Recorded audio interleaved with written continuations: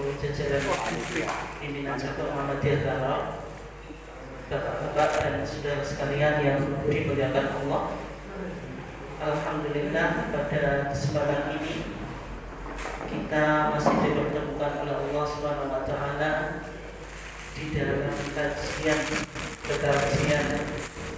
nazismu yang diadakan di PCM Tarok sebagai upaya untuk mencoba mentradisikan kajian-kajian di lingkungan warga Muhammadiyah. Salawat dan salam semoga tetap terlimpahkan pada junjungan kita Nabi Muhammad SAW, keluarganya, sahabatnya, dan seluruh orang yang mengikuti jejak langkahnya sampai hari kiamat. Jamaah sekalian yang dimuliakan Allah, untuk materi kajian pada kesempatan yang mulia ini, yaitu kita mencoba melanjutkan materi manhaj tarjih. Tapi pada kesempatan kali ini, sebelum kita masuk pada poin-poin manhaj tarjih, kita akan mencoba mengkaji historitas munculnya dan berkembangnya manhaj tarjih di dalam Muhammadiyah, sehingga kajian kita pada saat ini lebih pada sisi historitas yang berkaitan dengan munculnya manhaj tarjih di dalam Muhammadiyah. Dan kalau kita coba lihat di masa awal berdirinya majelis tarjih, sebagaimana yang sudah kita ketahui bahwasanya majelis tarjih itu berdiri atas rekomendasi Muktamar Tarjih Muktamar Muhammadiyah, mohon maaf, ke-16 di Pekalongan tahun 1927.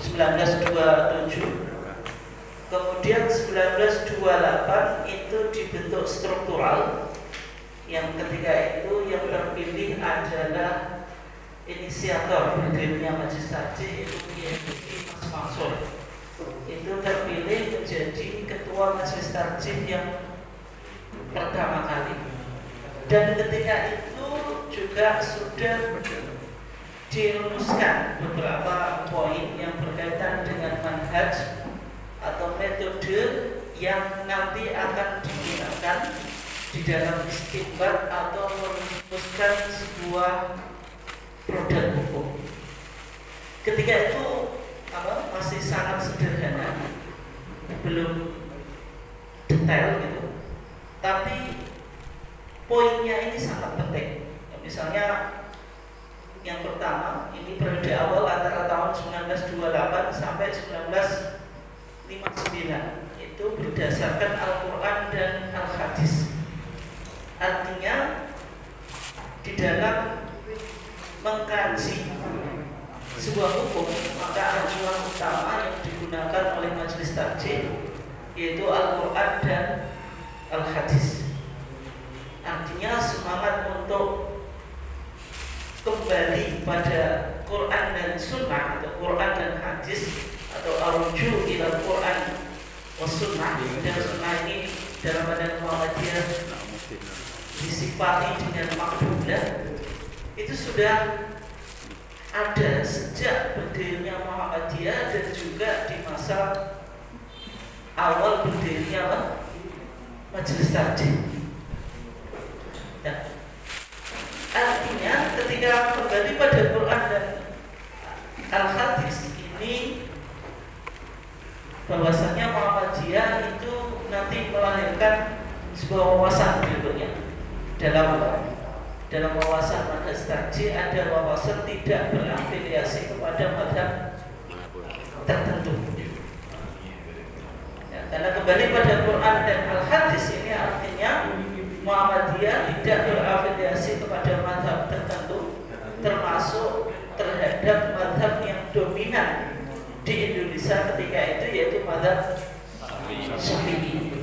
Tapi juga tidak bisa dikatakan bahwasanya Muhammadiyah itu anti mazhab, sehingga kitab-kitab mazhab itu tidak penting untuk dikaji atau dipertimbangkan di dalam melahirkan sebuah keputusan hukum.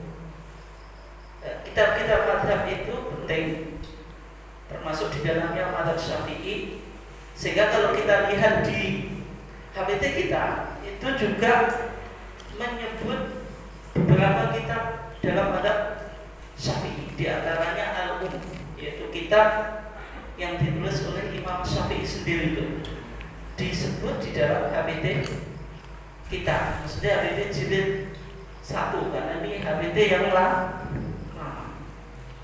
Kemudian juga menyebut di dalam HBT jilid 1 ini, yaitu kitab Al-Muhadzab. Kitab Al-Muhadzab itu kitab di dalam mazhab Syafi'i yang ditulis oleh Syekh Abu Ishaq Asy-Syirazi. Yang mana kitab ini penting karena kitab ini menjadi populer ketika disyarah atau dikomentari oleh Imam An-Nawawi yang disebut Muhaqqiq Al-Madhab, editornya mazhab Syafi'i, di dalam karyanya yang bernama Al-Majmu' Syarhul Muhadzab. Ini kitab yang paling otoritatif di dalam mazhab Syafi'i. Nah, artinya ketika HBT kita merujuk tadi kitab Al-Um dan kitab Al-Muhadzab. Tapi yang menarik dari dua kitab ini, meskipun ini kitab madhabi, itu kitab apa? Mazhab Syafi'i, tapi di dua kitab ini menyebutkan dalil. Berbeda dengan kitab-kitab mazhab Syafi'i, sebagian kitab mazhab itu kan hanya rumusan sebuah hukum tanpa disertai dalil. Tapi ketika majelis tarjih ketika itu merujuk pada kitab Al-Um, ini nanti bisa dicek ya, jadi bisa dilihat dalam kitab sekolah sebagaimana yang saya sering sampaikan, yaitu ketika majelis tarjih ingin menukil dalil atau argumen tentang redaksi sholawat di dalam sholat. Allahumma sholli ala Muhammad di situ. Nah, ternyata di dalam HP kita disebutkan wafil di dalam kitab Al-Um an Ka'ab ibn Ujrah, dari Ka'ab ibn Ujrah, kemudian disebutkan redaksi hadisnya. Artinya ketika majelis tarjih mengutip kitab mazhab Syafi'i pun ketika itu ingin menukil sebuah dalil yang dijadikan argumentasi, tidak sekedar pendapat ulama. Dan kemudian dalam dua kitab mazhab Syafi'i, yang kedua yaitu kitab Al-Muhadzab. Ketika majelis tarjih mengutip kitab Al-Muhadzab, ini nanti jenengan bisa lihat di kitab As-Shalah, yaitu di sana majelis tarjih ingin mengutip sebuah hadis yang disebutkan di dalam kitab Al-Muhadzab yang berkaitan dengan lafaz isti'adzah, yaitu A'udzu billahi minasyaitonir rajim. Artinya ada sebuah kitab, ada sebuah hadis yang disebutkan di dalam kitab Al-Muhadzab. Coba ya kalau kita lihat ya, wa lima rawa Abu Sa'idin Al-Khudri anna Nabiy sallallahu alaihi wasallam kana yaqulu dzalika ay a'udzu billahi minasyaitonir rajim qalahu fil Muhadzab. Artinya dalam pandangan majelis tarjih, karena setelah kita membaca iftitah dan sebelum kita membaca basmalah, itu ada sunnah untuk membaca ta'awudz atau isti'adzah. Nah, apa dalilnya? Dalilnya kalau jenengan di HBT yang ini ya, ini di halaman 87, itu ternyata majelis tarjih mengutip kitab dalam mazhab Syafi'i, yaitu kitab Al-Muhadzab yang ditulis oleh Abu Ishaq Asy-Syirazi. Tapi ketika majelis tarjih mengutip kitab-kitab mazhab Syafi'i tadi, bukan mengutip rumusan hukumnya, tapi mengutip dalil yang dipakai. Karena tadi semangat Muhammadiyah kembali pada Quran dan Sunnah, tidak berafiliasi pada mazhab tertentu. Artinya ketika tidak berafiliasi kepada mazhab tertentu, artinya Muhammadiyah tidak terikat terhadap apa? Perumusan mazhab, sehingga bukan ibarahnya, bukan takbirnya, bukan redaksi kitabnya, tapi yang dikutip apa? Dalilnya. Ya. Ini artinya apa? Muhammadiyah tetap menggunakan kitab-kitab mazhab itu sebagai pertimbangan di dalam menyimpulkan apa sebuah hukum, meskipun Muhammadiyah tidak bermadzhab. Nah, sehingga kalau kita sederhanakan, Muhammadiyah itu apa? Tidak bermadzhab, tetapi juga tidak anti madzhab. Artinya ketika Muhammadiyah tidak bermadzhab dengan satu madzhab, itu lebih menghormati pandangan para ulama dari 4 madzhab ini. Artinya dalam praktik sholat Muhammadiyah pun, dalam satu sholat itu bisa ada kesamaan dengan 4 madzhab sekaligus. Tidak hanya mengikuti praktik sholat satu madzhab, tapi yang lebih penting bagi Muhammadiyah adalah dalilnya, bukan sekedar mengikuti madzhab ini. Nah, kemudian yang kedua, dalam poin manhaj tarjih tahun 1928 sampai 1959 itu yang kedua adalah dengan berpedoman usul fikih yang dipandang kuat. Dulu ini yang diistilahkan dengan al-mu'tamad. Usul fikih al-mu'tamad. Al-mu'tamad itu maksudnya yang bisa dijadikan pedoman, maksudnya yang otoritatif. Artinya dalam keterangan yang lain dikatakan usul fikih al-mu'tamad itu maksudnya apa? Usul fikih yang disepakati oleh jumhur ulama.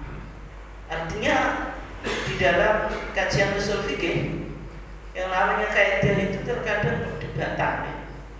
Ya, ketika karena kita kan mengkaji usul fikih baru tingkat dasar, belum sampai pada apa? Perdebatan. Di situ ada apa? Ada madrasah, ada madhab, nanti ada madrasah al-mutakallimin yang diikuti oleh mazhab Syafi'i, mazhab Maliki dan mazhab Hambali. Yang kedua, madrasah al-fuqaha atau madrasah apa? Al-Hanafiyah, yaitu usul fikihnya mazhab Hanafi. Nanti yang madrasah mutakallimin ini juga kadang perumusan kaidahnya apa? Ada berdebatan. Dan sehingga ketika itu bagaimana kalau misalnya ada perdebatan, maka yang dijadikan acuan oleh majelis tarjih adalah usul fikih yang mu'tamad, maksudnya yang diikuti oleh jumhur ulama, selain yang telah ditetapkan oleh majelis tarjih. Artinya di sini majelis tarjih memiliki kaidah-kaidah usul fikih sendiri. Jenengan harus bangga kalau di Muhammadiyah itu bisa membuat kaidah-kaidah usul fikih yang khas Muhammadiyah. Meskipun itu tetap bahannya itu juga merujuk pada apa? Kaidah-kaidah yang pernah dirumuskan oleh para ulama. Tapi kaidah ini khas yang dibuat atau dirumuskan oleh ulama Muhammadiyah. Di mana kita bisa mendapatkan? Ada di dalam HPT kita ada kitab masail apa? Syatta. Kita beberapa apa? Masalah. Di dalam kitab masail syatta di pasal ke-21 ada namanya usul fikih. Ada usul fikih, ada 11 kaidah. Kalau bisa jenengan hafal. Kalau bisa. Ya, tapi kalau nggak bisa ya dipahami saja. Kalau bisa nggak bisa berarti nggak apa-apa. Ada 11 kaidah, yaitu judulnya apa? Usul fikih.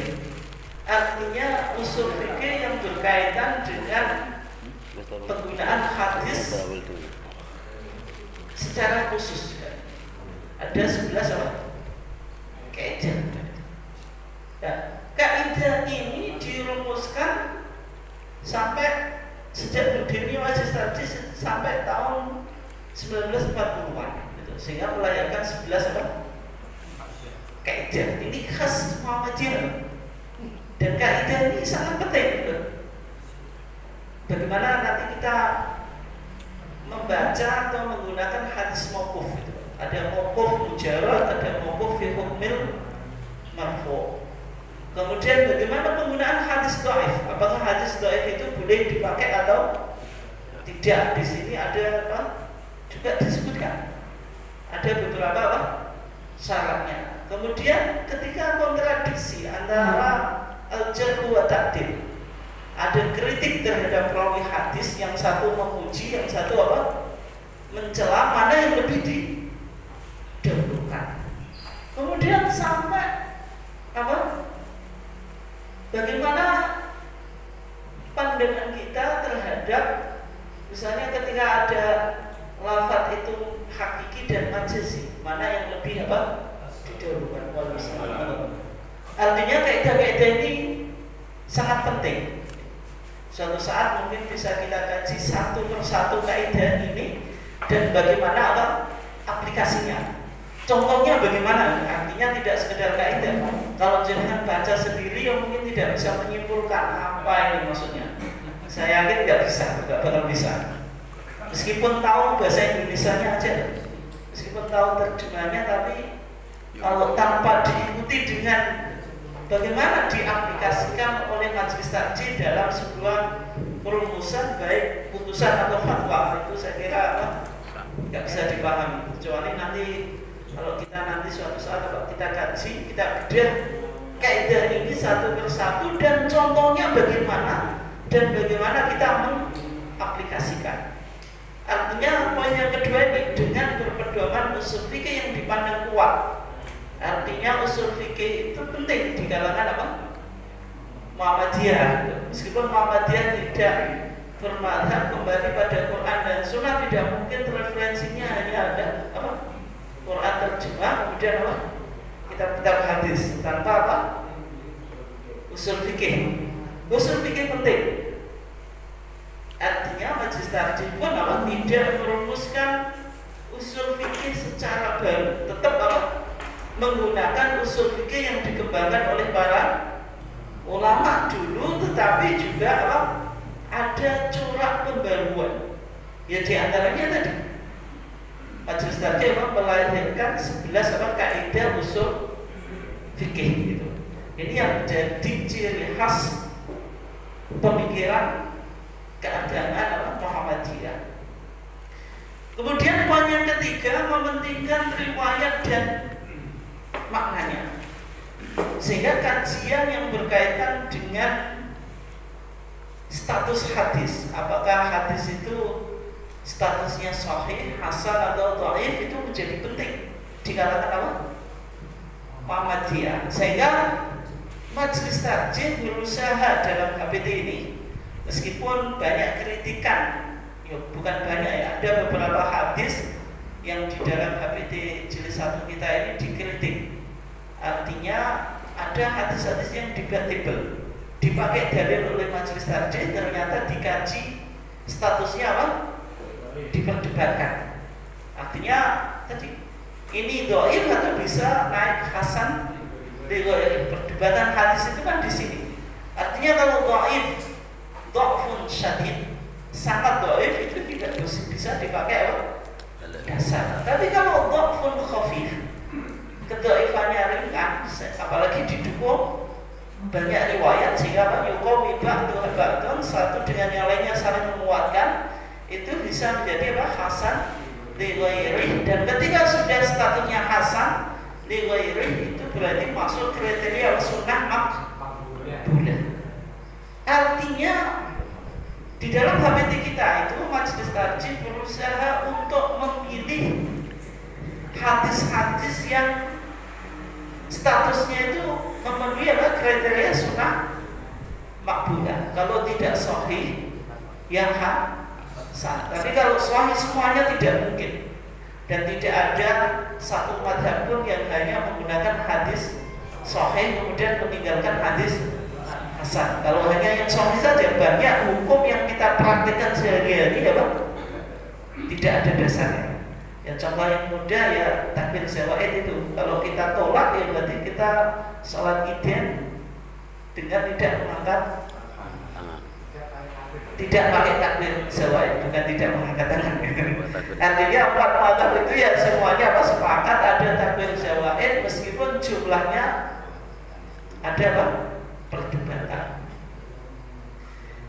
Nah, sehingga kalau kita lihat misalnya contohnya di kitab Shalah 1929 di APT kita tentang doa iftitah itu sudah ada 2, yaitu hadis Abi Hurairah yang mana apa doa iftitahnya Allahumma ba'id baini wa baina khotoyaya dan seterusnya.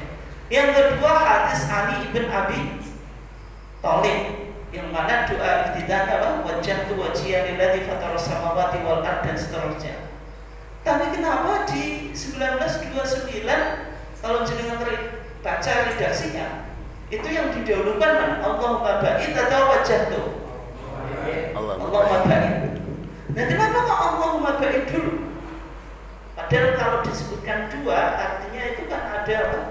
Pilihan, tidak harus 1. Tapi yang diletakkan pertama itu pasti yang lebih penting atau lebih kuat. Oke. Karena Allahumma ba'id itu hadis Abi Hurairah riwayat siapa? Muttafaqun alaih, yaitu Al-Imam Al-Bukhari dan Muslim. Sedangkan wajjahtu itu hanya rawahu Muslimun, riwayat Imam Muslim. Kalau kita lihat maratibu as-sahih, tingkatan-tingkatan hadis sahih, itu yang pertama muttafaqus syaikhan, hadis yang disepakati oleh 2 syekh dalam ilmu hadis, yaitu Al-Imam Bukhari dan Muslim. Yang kedua marwahu al-Bukhari, yaitu hadis yang diriwayatkan oleh Imam Bukhari. Yang ketiga itu marwahu Muslimun, hadis yang diriwayatkan oleh Imam Muslim. Artinya ketika doa iftitah tadi itu semuanya masuk ke sunnah makbulah. Kenapa? Karena hadis Abu Hurairah yaitu apa? Allahumma ba'id itu sahih karena muttafaqun alaih. Wajjahtu meskipun sekarang jadi politik identitas itu itu tetap sahih karena riwayat apa? Muslim. Hanya saja karena dalam manhaj kita mementingkan riwayat dan maknanya. Artinya riwayat tadi Allahumma ba'id dipandang lebih kuat daripada Muslim, meskipun keduanya boleh diamalkan. Sehingga yang diletakkan pertama yaitu Allahumma ba'id. Sehingga kalau di sekolah kita dipakai Allahumma ba'id, kemudian di kampus juga pakai Allahumma ba'id. Karena ini apa? Riwayatnya yang dipandang lebih kuat. Tapi bukan berarti orang Muhammadiyah tidak memakai selain Allahumma ba'id gitu. Dan kalau di sekolah kan karena levelnya masih sekolah ya, kalau suruh ngapalin 2 ya satu aja Allahumma ba'id bulat ya, gak apa-apa. Awal lagi apa? 2 sekaligus. Nah kalau Allahu Akbar kabira itu juga ada hadisnya. Tapi kalau di Muhammadiyah doa iftitah itu diamalkan sendiri-sendiri. Artinya kalau di HPT jilid 3 kan sudah ada tambahan, yaitu Allahu Akbar kabira walhamdulillahi katsira wa subhanallahi bukratan wa asila. Itu hadis Ibnu Umar yang diriwayatkan oleh Al-Imam At-Tirmidzi. Hadisnya juga masuk kriteria apa sunnah makbulah. Tapi dalam pelaksanaannya dipahami oleh majelis tajwid, doa iftitah ini diamalkan dalam apa? Beberapa kesempatan, atau maksudnya dalam satu sholat hanya menggunakan satu doa iftitah. Mungkin sholat berikutnya boleh memilih doa iftitah yang lain.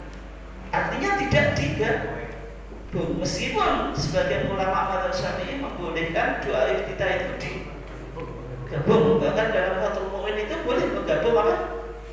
Wajjahtu sama Allahumma ba'id. Tapi kalau di dalam Muhammadiyah dipahami praktik yang dilakukan oleh Rasulullah itu apa? Memilih pilih satu.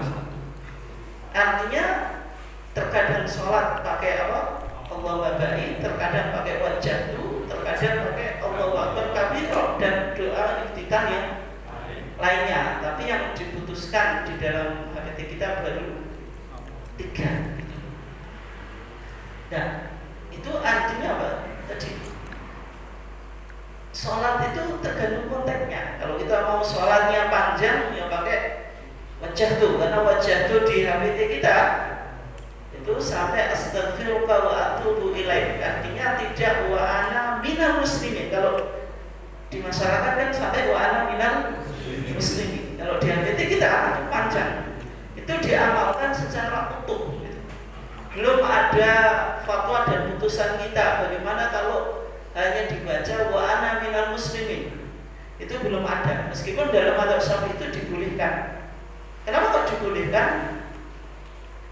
Karena dianggap itu yang lebih memperpendek atau apa, tidak menjadikan sholat panjang, itu takhfif. Dan dibaca lengkap itu boleh, tapi dengan syarat apa? Imamnya atau makmumnya apa? Sepakat kalau sholat imamnya itu boleh dipanjangkan. Itu dalam mazhab Syafi'i macam itu ya. Tapi secara umum doa ini kan tidak diajarkan secara utuh. Kayak kita doa dalam sholat jenazah ya. Pasti karena kita secara umum apa? Kita belajar mengikuti lingkungan mazhab Syafi'i, maka dalam doa sholat jenazah ya cuma Allahumma fir lahu warhamhu wa'afihi wa'fu anhu. Sampai situ. Jenengan cari hadisnya. Pasti tidak ketemu doa Allahumma fir lahu warhamhu wa'afihi wa'fu anhu berhenti di situ. Pasti ada lanjutannya wa akrim apa? Nuzulahu wa wasi'mul kholahu dan seterusnya. Nah, kenapa kok dipendekkan? Karena tadi dalam ulama mazhab Syafi'i ini untuk mempermudah dihafalkan atau dipelajari oleh umat. Tapi bukan berarti hadisnya ini sudah lengkap. Dan sehingga kalau orang Muhammadiyah, meskipun majelis tarjih tidak pernah mengatakan kalau doanya Allahumma fir lahu warhamhu wa'afihi wa'fu anhu enggak lengkap, itu tidak pernah difatwakan sholat jenazahnya enggak sah, enggak. Tapi kalau kita ingin meniru hadisnya ya sebisa mungkin dihafalkan secara utuh gitu. Nah, sholatnya cukup ya. Nah, maksudnya bisa dipraktekkan kalau imamnya juga Muhammadiyah.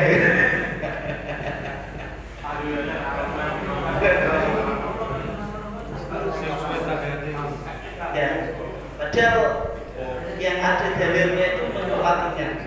Sholat itu kan lebih apa? Sebaik-baik apa? Doa. Dalam orang mati itu kan yang ada doa secara khusus kan? Ketika kita apa? Menyolati. Kemudian ketika apa? Setelah mayat itu dikuburkan. Istaghfiru li akhikum was'alu lahu tathbit fa innahu al-an apa? Yus'al. Itu setelah apa? Mayat dikuburkan itu ada dalil secara khusus kita apa? Suruh minta istighfar dan memintakan supaya orang mati itu apa? Dikokohkan imannya karena ditanya oleh 2 malaikat. Fa innahu al-an yus'al. Kemudian dalil khususnya lagi ya, ketika kita ziarah kubur, assalamualaikum ya ahli diyar dan seterusnya. Ini kan dalil khusus. Tapi kalau jenengan pasca sholat itu tidak ditemukan dalilnya, sehingga di fatwa kita setelah mayat itu disolatkan, ya mayat langsung diangkat. Tapi kita belum bisa ya, kalau di Bojonegoro itu saya kira rata, di sini sama tuh tetap didoakan tuh. Oh sudah itu. Oh, Udin ya, Pak Udin ya. Tapi di lingkungan saya meskipun Muhammadiyah belum bisa.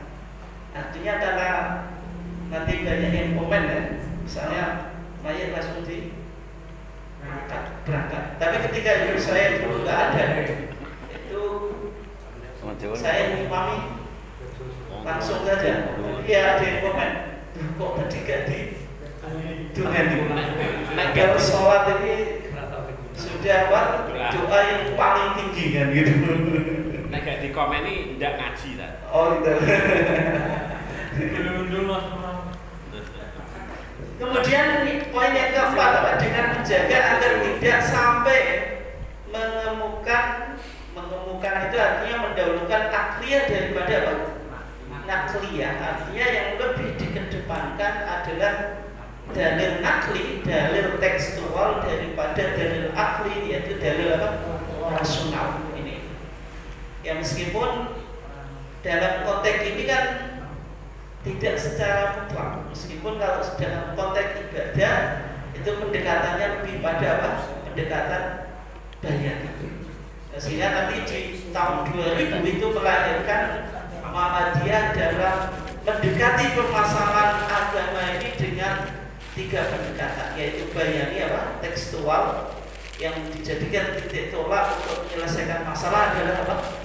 Dalil dari Quran dan Sunnah. Itu yang disebut apa? Bayani. Yang kedua burhani, menggunakan akal pikiran atau ilmu pengetahuan yang berkembang.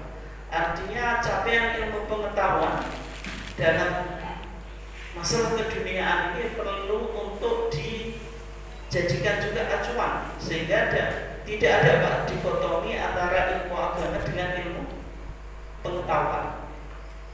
Sehingga dalam ilmu pengetahuan ini kan Muhammadiyah menggunakan apa? Kisah. Itu kan pendekatannya kan apa? Tidak hanya bayani tapi burhani. Bayani apakah ada? Kenapa? Wa qaddaru apa? Manazila li ta'lamu adada sinina wal hisab. Itu artinya Muhammadiyah langsung pakai dalil Quran. Karena menggunakan hisab itu inspirasi dari Quran itu sendiri. Yang mana Allah menjelaskan apa? Benda-benda langit itu punya mangsilah-mangsilah, di antaranya apa? Lita'lamu, fungsinya lita'lamu adada sinina wal hisab. Dan kemudian juga ada nanti irfan. Tapi di awal itu tadi dengan menjaga agar tidak sampai mendahulukan akliyah daripada apa? Nakliyah. Itu Manhaj Tarjih 1928 sampai 1959. Dan kemudian antara tahun 1964 sampai 1985 ini sudah ditanfid yang namanya Al-Masail Al-Khams, masalah 5. Ini dalam buku Manhaj Tarjih metode dan aplikasinya yang ditulis oleh Profesor Asmuni. Masalah 5 ini disebut dengan paradigma pemikiran keagamaan Muhammadiyah. Artinya semua pemikiran keagamaan Muhammadiyah itu bisa disederhanakan menjadi 5. Artinya semua pemikiran Muhammadiyah harus punya landasannya dari 5 masalah ini. Ini ada di APT kita Pak jilid 1, yaitu ada kitab apa? Masail Al-Khams, kitab masalah 5. Meskipun masalah 5 ini sebenarnya sudah mulai dilontarkan di publik itu 1930-an, tetapi PP Muhammadiyah ketika itu namanya Hutbistum itu mengeluarkan surat yang ditujukan kepada cabang dan grup. Ketika itu belum muncul istilah apa? Wilayah, kemudian apa? Daerah dan cabang dan ratib belum. Dulu istilahnya hanya cabang dan grup gitu. PP Muhammadiyah namanya Hutbistum, ya pengurus besar. Tapi kalau NU kan masih memakai apa? Pengurus besar. Hutbistum itu bahasa apa? Bahasa Belanda. Sekarang Muhammadiyah pakai istilah PP itu, pimpinan besar. Itu tahun 1938 itu masih ada dokumennya di SM tentang surat yang diedarkan oleh Hutbistum Muhammadiyah yang ditandatangani oleh Kiai Haji Mas Mansur. Pernah saya sampaikan itu suaranya. Dan juga di buku Manhaj Tarjih Profesor Asmuni itu juga ada kutipan. Di situ Muhammadiyah mencoba melontarkan 5 pertanyaan. Yang pertama, mahuwaddin, apa itu? Agama. Yang kedua, mahiyat dunia, apa itu? Dunia. Muhammadiyah ketika itu penting untuk memetakan ini agama, ini dunia, sehingga kalau sudah terpetakan itu jelas. Artinya kalau sudah ini persoalan agama sudah al-yawma akmaltu lakum dinakum, artinya sudah sempurna, tidak perlu untuk ditambah-tambah. Tapi ketika ini dunia, maka harus berkembang. Tidak boleh Muhammadiyah tidak berkembang. Artinya kalau ini permasalahan dunia yang harus dikembangkan sesuai dengan zaman, harus dilakukan modernisasi. Istilah sekarang apa? Berkemajuan. Karena kita sudah terlanjur balik berkemajuan, jangan sampai orang Muhammadiyah itu malah berkemunduran.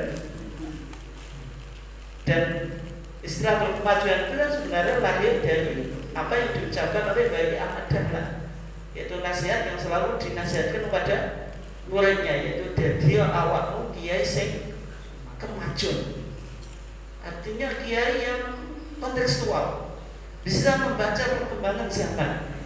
Dan ini nanti bisa dilihat dalam fatwa-fatwa dan putusan majelis tarjih, sehingga HPT kita atau fatwa kita itu pasti coraknya tajdid. Ada pembaruan yang ingin apa?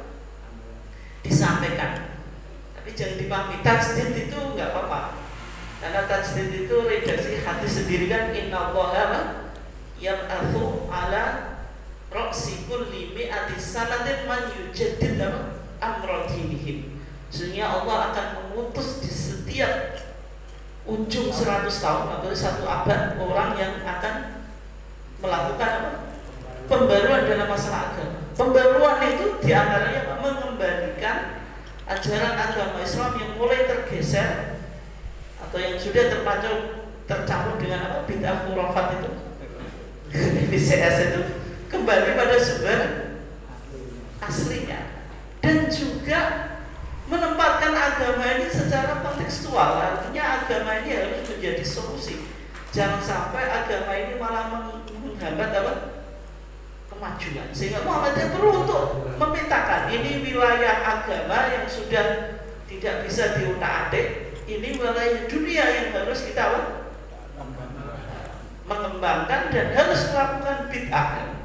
Kalau wilayah dunia bid'ah itu wajib. Tapi kalau wilayah agama bid'ah itu yang tidak boleh. Oke. Nah kemudian yang ketiga, mahiyal ibadah. Apa itu ibadah?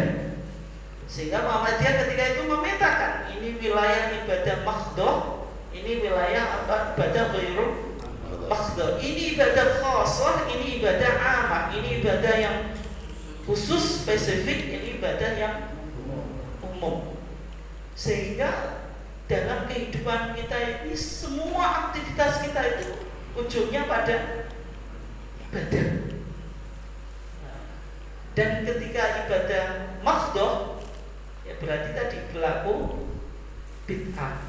Kalau ibadah ghairu mahdhah itu tidak ada bid'ah. Itu sudah dipetakan oleh Muhammadiyah. Artinya ketika ibadah mahdhah ini sudah ada kaifiyahnya, ada tata cara tertentu. Kemudian yang keempat, ma huwa sabilullah. Apa yang disebut dengan sabilullah? Dalam definisi HPT kita, sabilullah itu apa? Semua jalan yang menyampaikan kepada keridhaan Allah. Artinya kita di Muhammadiyah ini tujuannya apa? Ketika itu ya itu sabilullah. Kita ngaji ini fisabilillah, ngajar di Al-Muhammadiyah juga fisabilillah, jadi anggota ranting juga fisabilillah, jadi ketua ranting, ketua PCM juga fisabilillah. Jangan sampai ini tidak dipahami oleh warga Muhammadiyah bahwasanya kita di Muhammadiyah itu apa? Fisabilillah. Meskipun ini sekarang sudah tidak mulai dipopulerkan dipopulerkan. Tetapi dulu di masalah 5 itu ya kita berada di Muhammadiyah ini ya fi sabilillah. Artinya ada perjuangan yang kita lakukan. Nah kemudian yang kelima yaitu Muhammadiyah mencoba membahas mahwal qiyas. Apa itu? Qiyas. Judulnya saja itu qiyas. Tapi ketika saya di beberapa tempat saya tanyakan ke warga Muhammadiyah, apakah Muhammadiyah pakai qiyas? Bapak dan Ibu setuju? Jawabannya tidak. Kenapa kalau nggak pakai qiyas? Soalnya kiasnya sudah diambil tetangga sebelah. Kalau Muhammadiyah itu cukup apa? Quran dan Sunnah gitu. Nah artinya Muhammadiyah juga memakai kias. Hanya saja dalam aplikasinya melihat persoalan ini masuk wilayah kias atau tidak, itu yang terkadang apa? Ada perbedaan dengan kelompok atau organisasi yang lain. Dan kaidah Muhammadiyah la qiyasa ma'an nas itu ada di aplikasi kita. Kalau ada nas itu tidak boleh dikiaskan. Artinya misalnya apa hukum talaffuz bin niyat, melafazkan niat ketika apa mau sholat itu, apakah boleh dikiaskan? Kalau dalam fikih Syafi'i, pendapat ulama Syafi'i mutaakhirin termasuk Imam Nawawi dalam Minhajut Thalibin itu mengatakan wa yundabu at-talaffuz qubaila takbir. Wa yundabu lan den sunatake apa at-talaffuz nglafadzno, maksudnya nglafadzno apa? Niat qubaila takbir ing dalam sadurunge takbir. Mengucapkan takbiratul ihram. Dan dalam Syafi'i mengucapkan talaffuz biniyah dalam konteks sholat yang usholi itu dikiaskan, diantaranya dikiaskan dengan haji. Karena Nabi ketika haji mengucapkan apa? Labaika hajjan atau labaika umratan atau labaika hajjan wa umratan, tergantung jenis apa? Hajinya. Ini dipahami berarti Nabi niat hajinya dilafadzkan. Nah, sehingga meskipun sholat itu tidak ditemukan dalil khusus yang mengatakan Nabi apa? Melafadzkan. Karena semua hadisnya bilang idza qumta ila sholati fakabbir. Kalau engkau mau sholat, Allah ucapkan takbir. Atau idza qumta ila sholati fastaqbilil qiblat tsumma kabbir. Kalau engkau mau sholat, hadaplah ke kiblat kemudian takbir. Tidak ditemukan satu hadis pun yang bilang idza qumta ila sholati kemudian Rasulullah misalnya mengucapkan usolli. Itu tidak ada. Tapi dalam pandangan mazhab Syafi'i ini dikiaskan dengan haji. Tapi dalam pandangan Muhammadiyah kias ini tidak bisa diterima karena tidak memenuhi syarat kias. Di antara syarat kias itu al-asl atau aslun, pokok hukum yang apa? Ditemukan dalilnya secara tekstual, itu namanya apa? Asal, pokoknya. Yaitu apa? Hukum yang mau dijadikan patokan untuk kias. Yang kedua itu far'a itu cabang. Masalah yang tidak ditemukan dalilnya kemudian mau dikiaskan atau dianalogikan. Dalam pandangan Muhammadiyah yang namanya asal dan far'a itu harus dulu asal, tidak boleh far'a cabang ini mendahului asal. Sehingga dilihat sholat dengan haji mana yang lebih dulu disyariatkan. Sholat itu tahun kedua Hijriah atau misalnya apa? Atsaniyah. Atau itu perdebatan, bahkan sebagian ulama ada yang mengatakan sebelum Nabi hijrah di kota Mekah pun sudah ada apa?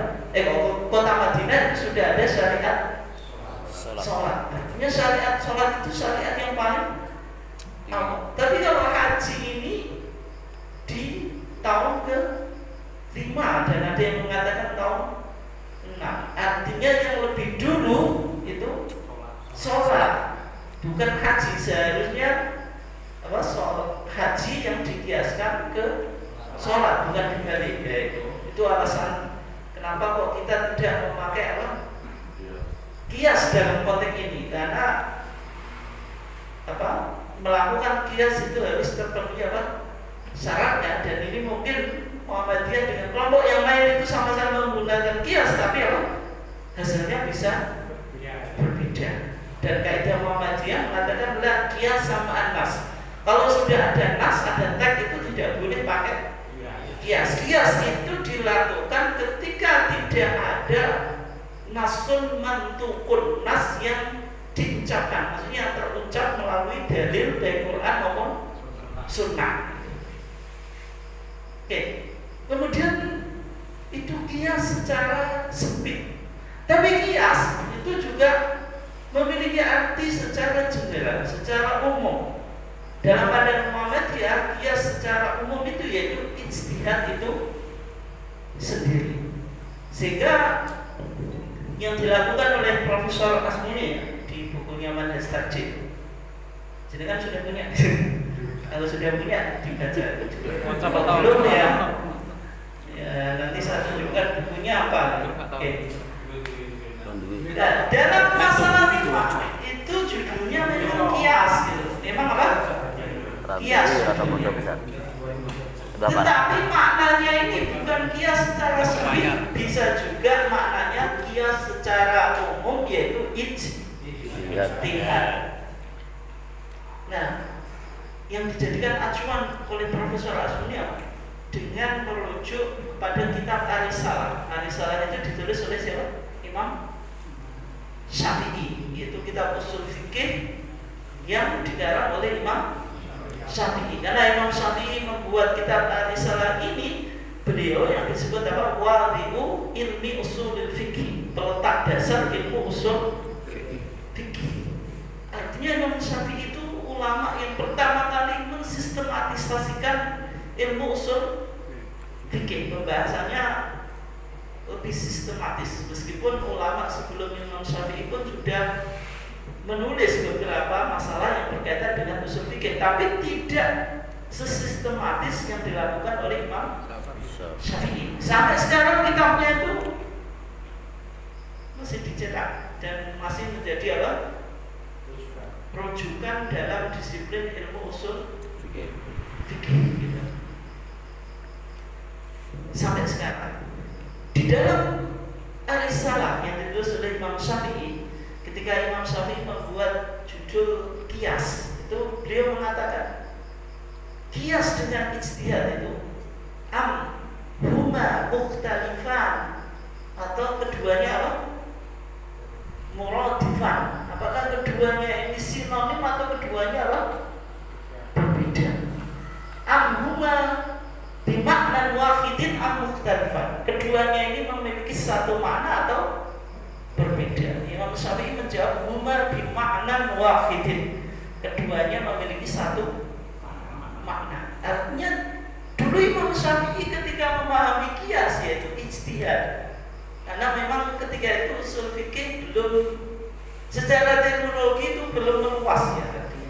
Dulu yang disebut kias itu ya ijtihad. Padahal ijtihad itu tidak harus dilakukan dengan ijtihad kiasi, tapi ada ijtihad apa? Istislahi itu. Kalau ijtihad istislahi kan mencari masalah pada apa? Kausa finalis, yaitu apa? Maksud dari sebuah hukum yang itu apa? Membawa kemaslahatan. Inti agama itu kan cuma apa?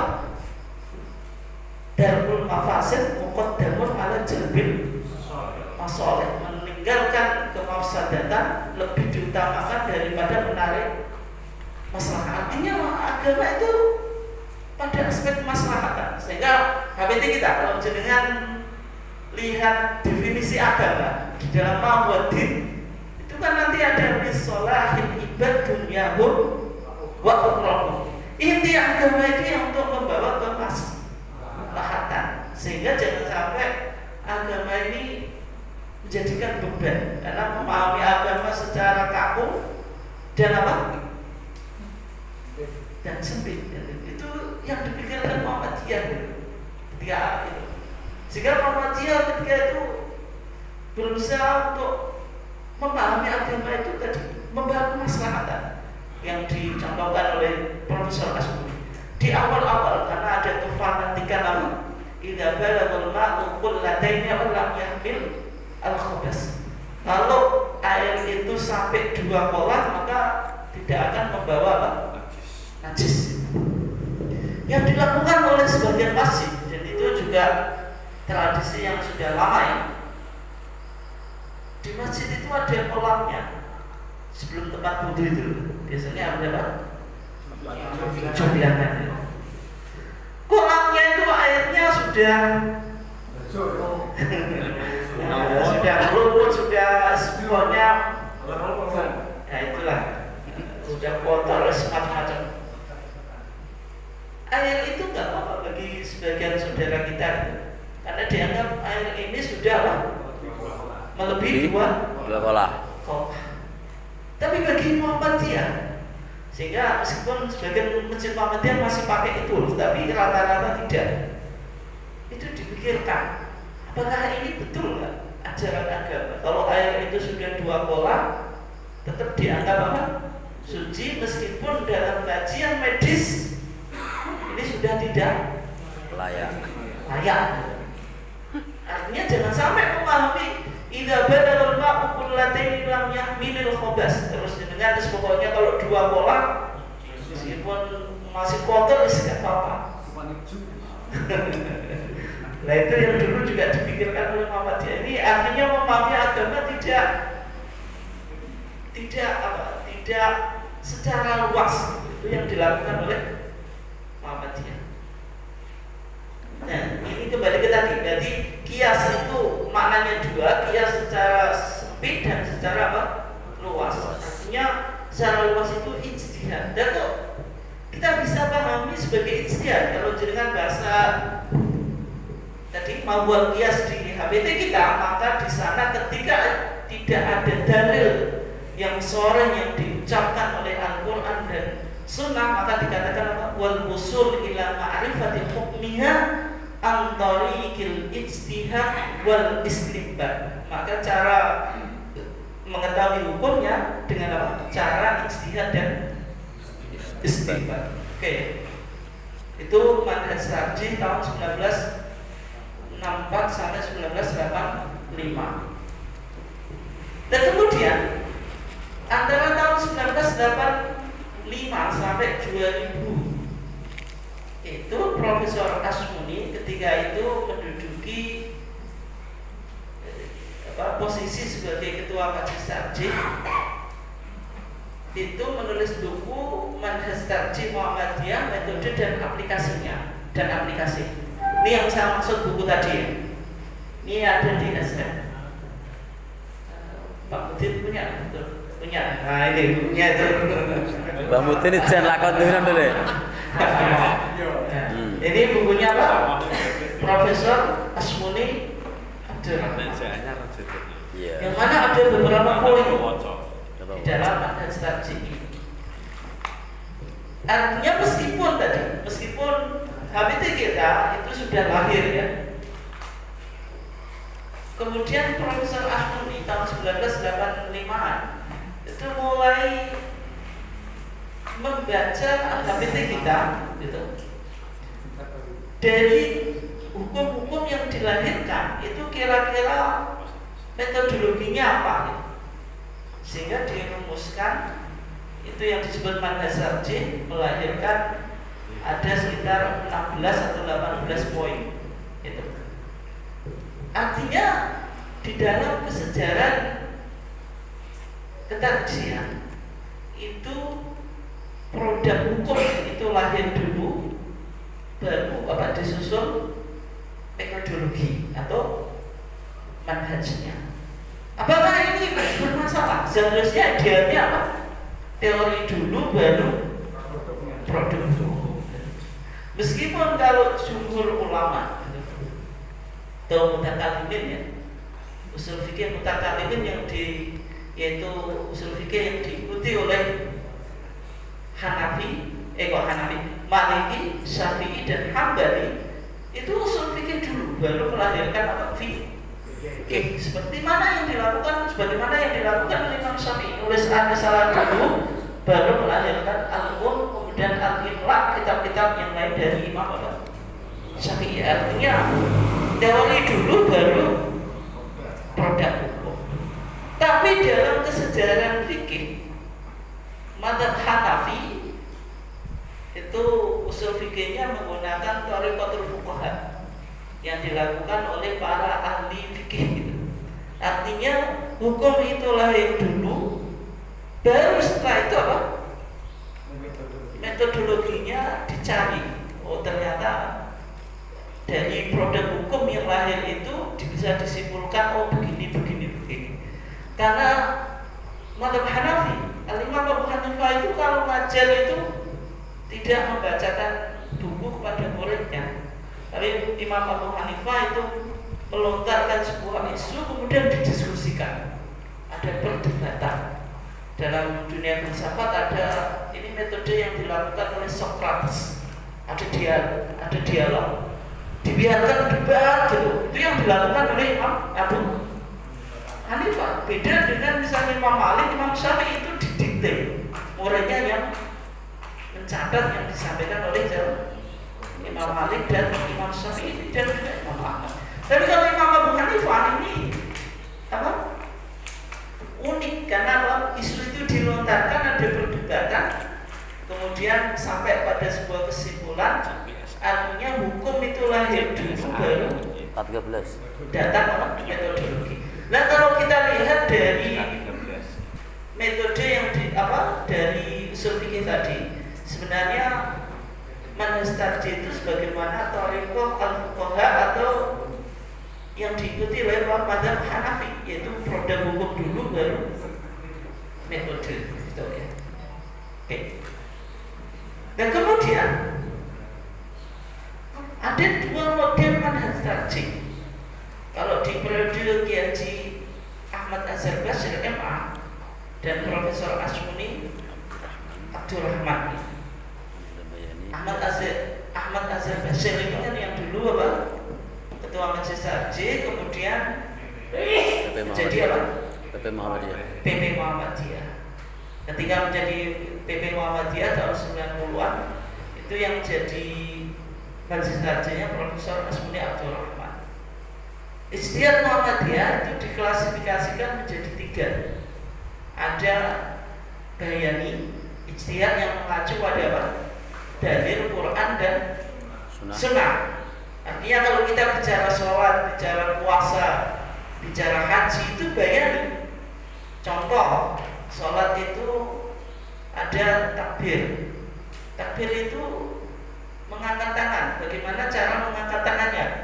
Itu pendekatannya harus bayani. Dicari apa? Hadis yang menjelaskan bagaimana Nabi mengangkat apa? Tangan. Apakah hatwal makiben segini atau sekuping? Gitu. Itu artinya harus pakai apa? Dalil. Gak boleh jenengan kita tinggikan.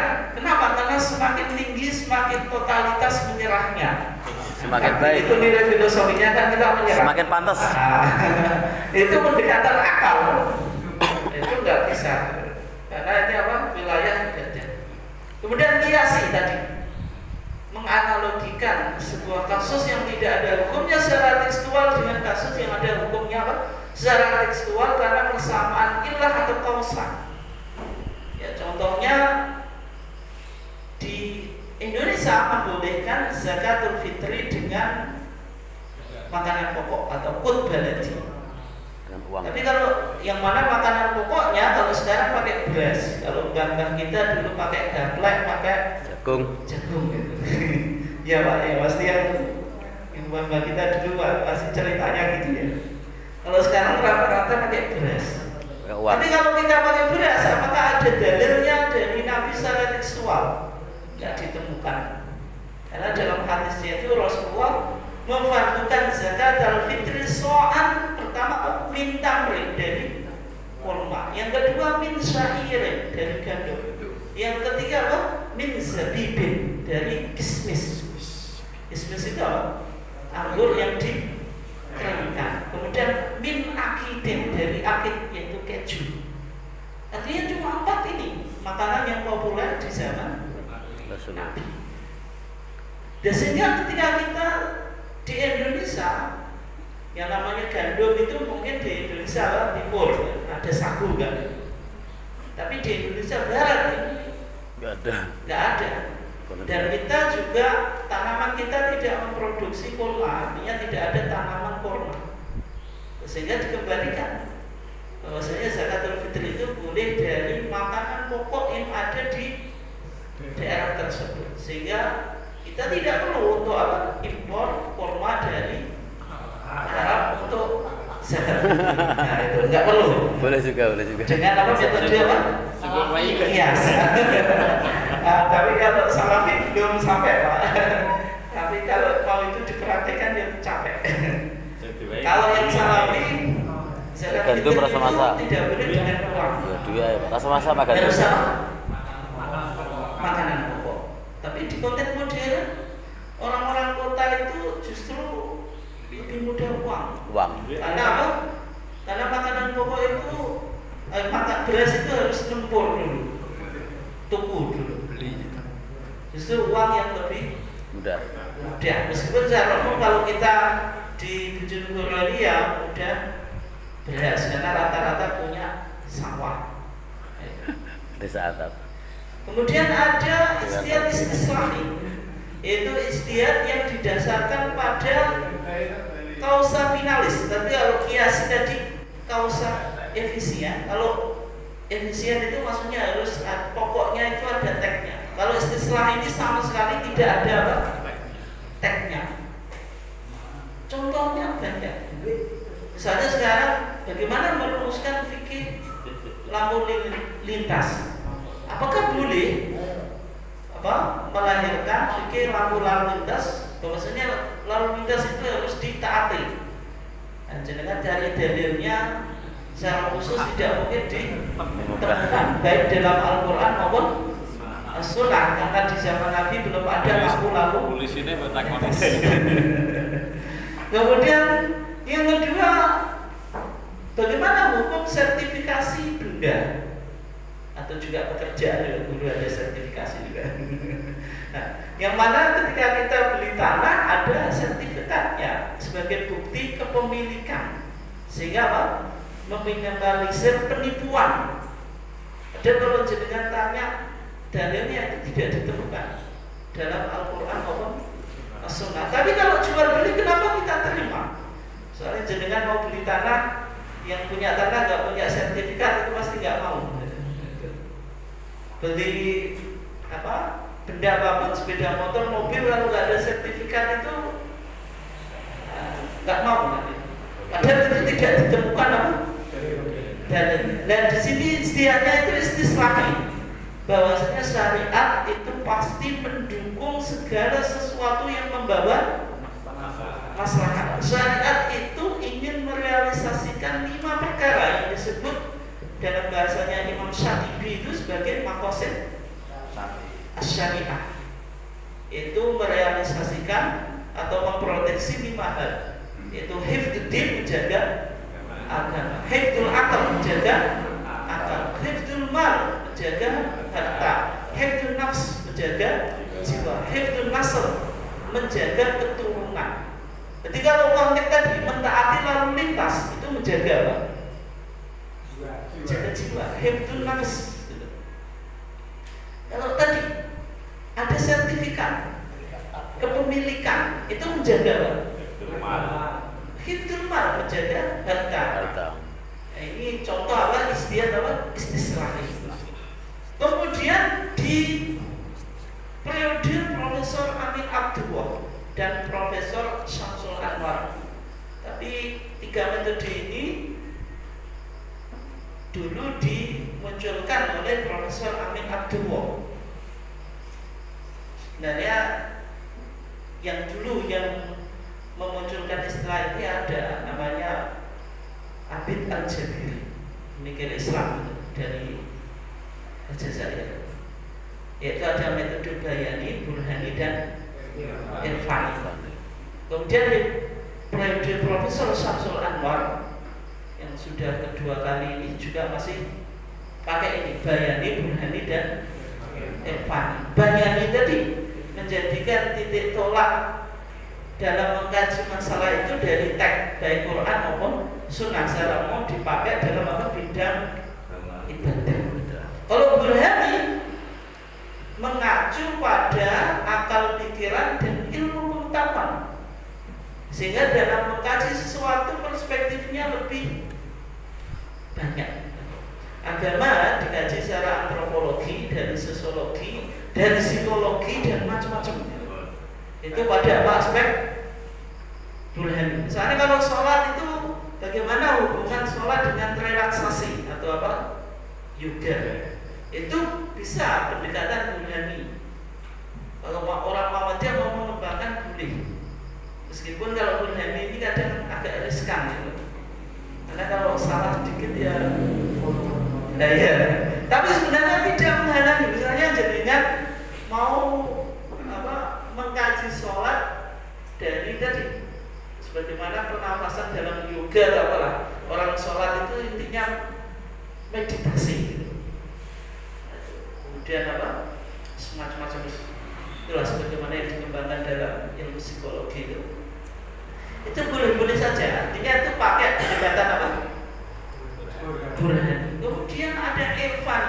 Irfan ini artinya kebenaran itu tidak hanya didasarkan pada teks atau kekuatan akal pikiran, tapi juga didasarkan pada intuisi. Ada kebenaran batin yang tidak bisa diingkari oleh siapapun. Sebuah hukum itu kadang kalau secara formal itu mungkin masuk akal, tapi kadang hati kita bilang nggak bisa menerima. Ada nenek kecil apa mencuri singkong di perusahaan apa, kemudian diajukan ke pengadilan, divonis misalnya 5 tahun.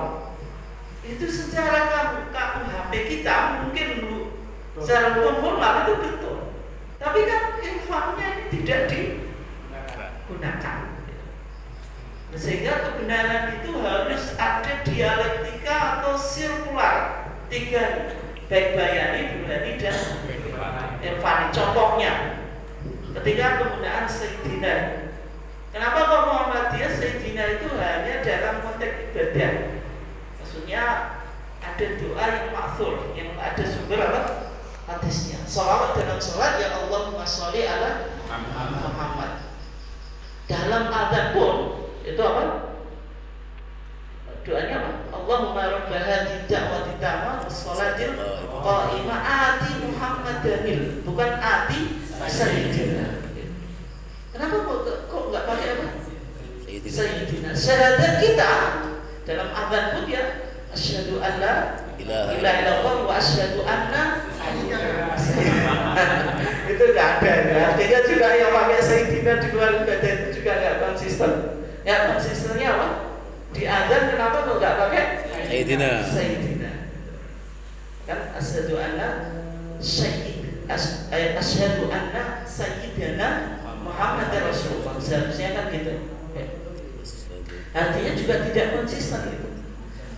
Dan kenapa kok kita di wilayah ibadah itu kalau hadisnya bilang tanpa Sayyidina juga kita tidak pakai. Tapi kalau di luar ibadah ternyata HPT kita Sayyidina itu disebut 3 kali. Kadang orang Muhammadiyah karena nggak pernah baca HPT itu menolak. Muhammadiyah pokoknya anti Sayyidina di semua hal, termasuk di luar sholat atau ibadah. Padahal HPT kita Sayyidina itu disebut 3 kali. Di Kitabul Iman, di Muqaddimah dan penutup, kemudian di Kitabul Hajj itu di Muqaddimah semuanya pakai apa? Sayyidina. Kenapa? Karena ini di luar sholat. Nah, dalam membaca ini maka 3 pendekatan itu harus berdialog, ada dialektika, bekerja secara sirkular, berputar. Kalau misalnya kita pahami, jadi kalau pakai Sayyidina kan lebih apa? Menghormati Nabi. Dalam sholat kita harus lebih apa? Menghormati Nabi. Itu kalau irfani saja. Di di luar sholat saja kita apa? Pakai seizina, apalagi di dalam sholat. Sholawat di dalam sholat itu mendoakannya kan harus lebih sungguh-sungguh daripada di luar sholat. Kenapa kok yang kita pakai seizina itu di luar sholat? Karena di dalam sholat itu bayaninya bilang apa? Tidak pakai seizina. Itu artinya ada dialektika. 3 pendekatan ini tidak bisa apa berdiri sendiri. Misalnya dengan hanya pakai apa? Bayani, pakai irfani, ternyata bayaninya tidak mendukung. Gitu. Ya.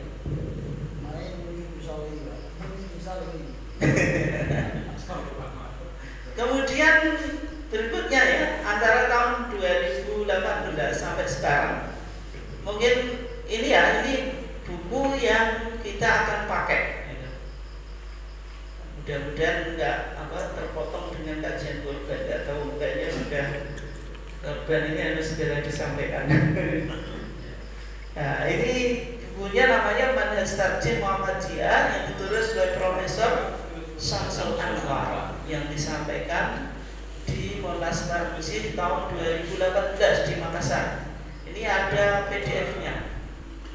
Kemarin saya suruh nge-share dia itu. Pak Mudin sudah print out itu ada PDF-nya. Mbak Mudin kijan kok pokoknya. Kenapa? Mbak Mudin jos, Pak. Nah, itu yang dibawa oleh Pak Mudin itu sudah di print out. Bukunya tidak tebal, ini yang kita jadikan apa? Nanti acuan. Karena sangat simpel. Yang penting bagaimana mengaplikasikan itu. Karena hanya 4 komponen, yaitu wawasan, sumber hukum, kemudian metode, kemudian yang keempat, yang ketiga pendekatan, yang keempat metode. Hanya 4 komponen saja manhaj tarjih kita. Sangat simpel ya. Tapi yang susah mungkin aplikasinya. Ini maksudnya piye itu? Contohnya bagaimana mengaplikasikan? Itu yang harus sering baca buku-buku ketarjian. Kalau nggak bisa, yang nggak bisa menyelami proses penggabian apa? Hukum. Ya. Berarti gitu. Masalahnya Muhammadiyah sudah terlanjur mengharamkan taklid. Sikap minimal yang harus ditempuh oleh warga Muhammadiyah adalah ittiba. Sudah tidak memiliki ruang untuk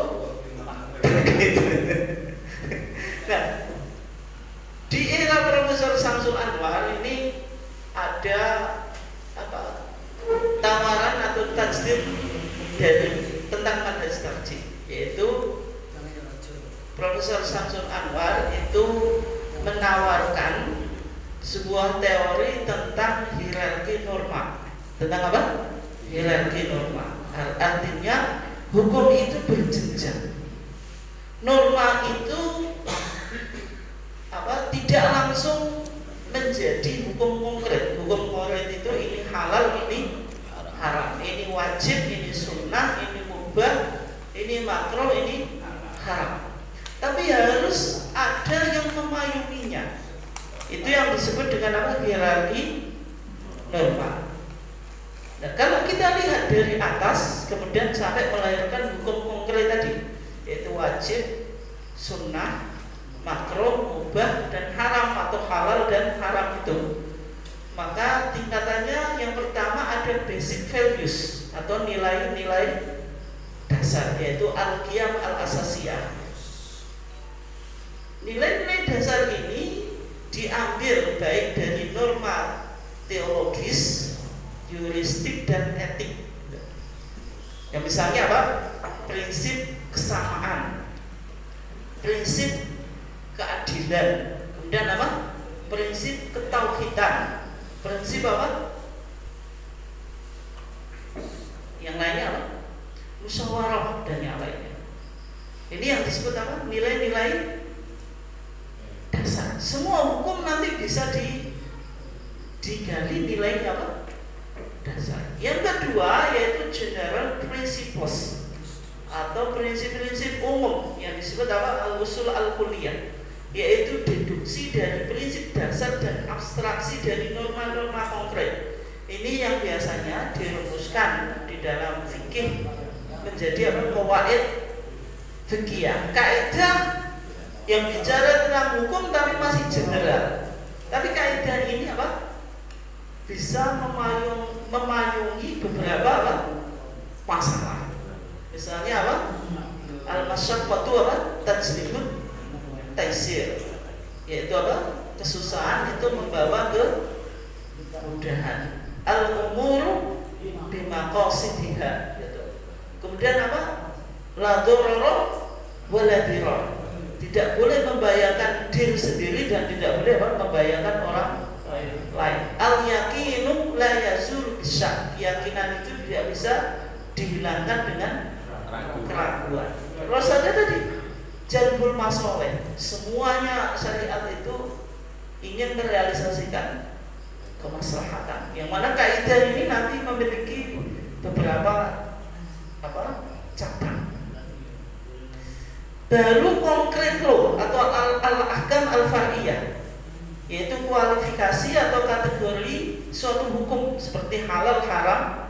Ada 5 hukum ahkam apa? Taklifiyah dalam usul fikih apa?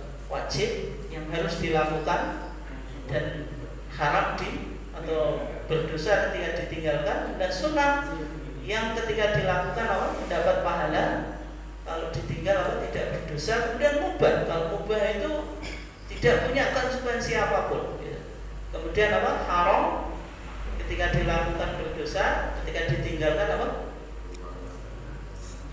Mendapat pahala. Kemudian ada makruh, lebih baik apa? Ditinggalkan. Artinya ini, dan contoh penggunaannya ketika kemarin kita sudah mengkaji tentang hukum istri apa? Puasa sunnah. Dalam fikih klasik mantap apapun gitu, termasuk dalam mazhab Syafi'i. Misalnya dengan baca Fathul Mu'in. Dalam Fathul Mu'in pun ketika istri mau apa? Puasa sunnah itu apa? Harus minta izin pada suami. Dalam kitab fikih klasik itu alasannya hanya menggunakan satu dalil, dan itu sudah sah. Tapi kan kebenarannya masih probable. Artinya apa? Belum begitu apa? Kuat. Alasannya apa? Jangan baca kitab Bulughul Maram. Ada hadis yang mengatakan apa? La yahilu lil mar'ati an tasuma wa zawjuha syahidun illa bi'idnik. Tidak halal bagi seorang wanita yang istrinya, yang suaminya itu ada di rumah berpuasa tanpa izinnya. Yang kedua hadis Sofwan ibn al-Mu'attal. Sofwan ibn al-Mu'attal ini kan seorang laki-laki ketika istrinya apa? Puasa itu dipaksa muka. Kalau sholat apa? Digebloki dulu kan. Terus apa? Diktator itu Pak. Ya, diktator. Kalau apa kemudian sholat subuhnya kesiangan, bangkok. Dalam konteks tadi kenapa kok istrinya ketika sholat puasa itu suruh muka? Nah, itu kata Sofwan ketika istrinya komplain kepada Rasulullah, jawabnya Sofwan apa? Ya Rasulullah, ana rajulun syabun. Ya Rasulullah, ini saya laki-laki masih muda. Fala asbir, maka saya tidak sabar. Kalau istri saya itu puasa sunnah, saya pingin itu masih terhalang. Nah, sehingga ketika itu Rasulullah SAW mengatakan apa? La tasum imra'atun illa bi'idni zawjiha. Perempuan itu tidak boleh berpuasa kecuali tanpa izin suaminya. Fikih klasik ini sudah punya landasan dalam apa? Menentukan norma. Tetapi dinilai dasarnya, basic values yang apa? Adanya persamaan. Kalau persamaan suami istri dalam ini lebih pada konteks apa? Unsur biologis. Artinya pernikahan itu persamaan biologis itu tidak hanya laki-laki yang otoriter atau diktator. Istri pokoknya memenuhi apa? Nah, Muhammadiyah berusaha untuk itu. Artinya suami jangan sampai mengabaikan hak biologis apa? Istri. Istri. Apakah Muhammadiyah ini sudah liberal? Sehingga bicara apa? Kesamaan hak secara biologis.